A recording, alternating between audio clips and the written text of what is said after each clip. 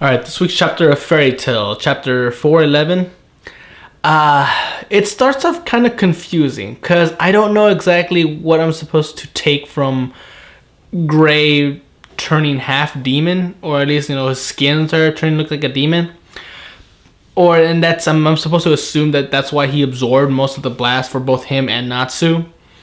But yeah, I mean, it was just kind of confusing when that happened. It was like, wait, okay, did they defend themselves while digging underground, or did Gray absorb a lot of that demonic energy because he has Devil Slayer magic, a gift from his father who was turned into a demon, and that's how both him and Natsu survived? Because if it was just okay, that's why Gray survives. Like part of him absorbed a lot of the curse, and that's why he looks like a demon, or at least half demon. And Natsu he was protected because he's Natsu. That'd be kind of like bullshit. But at the same time, if it is just Gray, is that he absorbed most of the blast for both him and Natsu, and that's why he looks that way.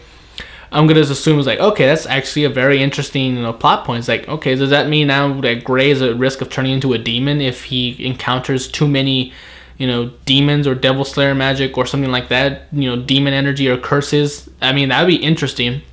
I mean, if maybe Gray has like a transformation, like he had to turn full demon at will and then go back to regular human, because that would be like very fun. And honestly, that would just show a lot more development and progression for Gray as a character rather than Natsu. Just like, are we sure Gray isn't the main character anymore?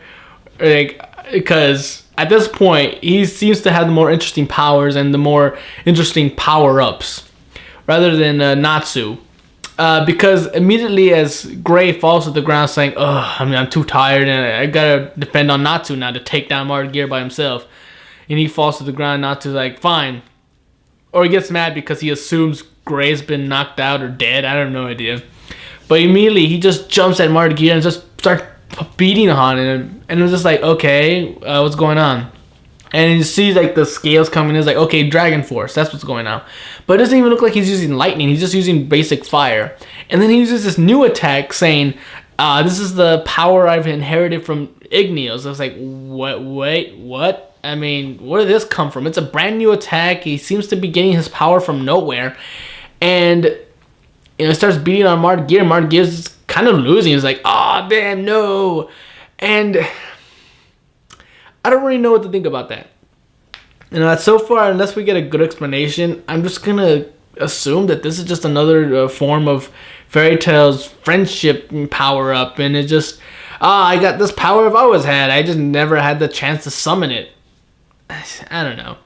But I did like how at the end, Natsu's like, I also, believe in Gray. And Gray's just like already awake. He's like, yeah. I was like, so what was the point of you losing consciousness earlier if you're just going to be awake to pretty much give the final blow to Martyr Gear?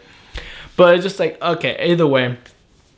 It was still pretty cool. Gray wasn't out of the fight, even though there's no point to him losing consciousness earlier. But either way, just shoots Martyr Gear, and we assume he's lost because in his head he's just saying, Kyoka. And Kyoka's, lost to Urza immediately right there.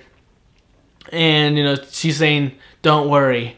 It worked. And it just ends on the timer hitting 0 and saying face on. And I think I would have preferred it if it said face activated. Because face on, it's kind of a funny thing to hear. Because I've heard that saying a lot, like, face on or face off. Just like, I can't help but laugh at that. I really can't. So I would have preferred if it says face activated, but I guess that would have been too big of a word. It wouldn't be able to fit in this tiny little square that I can use as a thumbnail. But either way, like I said, there was not much else to talk about this chapter. I mean, yeah, Martyr Gear lost to Natsu and Gray. I mean, Natsu's little power up there or new move was kind of questionable as to where it came from. But then again, Gray, what was the point of him losing consciousness if he's just gonna appear at the end, just like, yeah, I'm still fine, I can still fight, boom. It's like, okay, so I guess there was no point to you losing consciousness. But Either way, Face is now activated, and all the magic is going to disappear from the world. And I know at this point, Tartarus has lost. They're gone. There's nothing else left to do.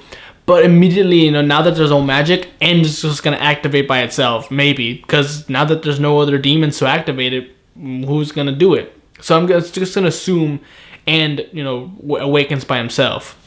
And the only way to take him down is to bring back magic.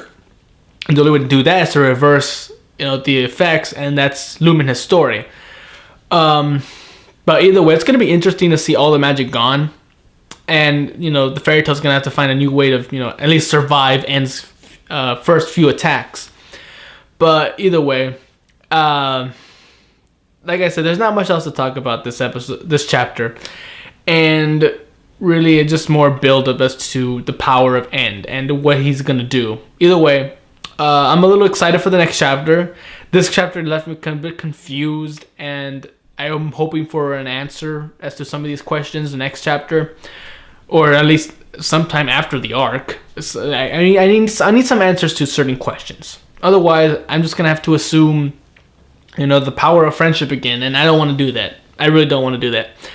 So either way, can't wait for the next chapter. Hopefully E.N.D is awakened by now. It's like I've been waiting for him to show up. I want to see how he looks. So until then, I'm Tony Dragon. Bye bye.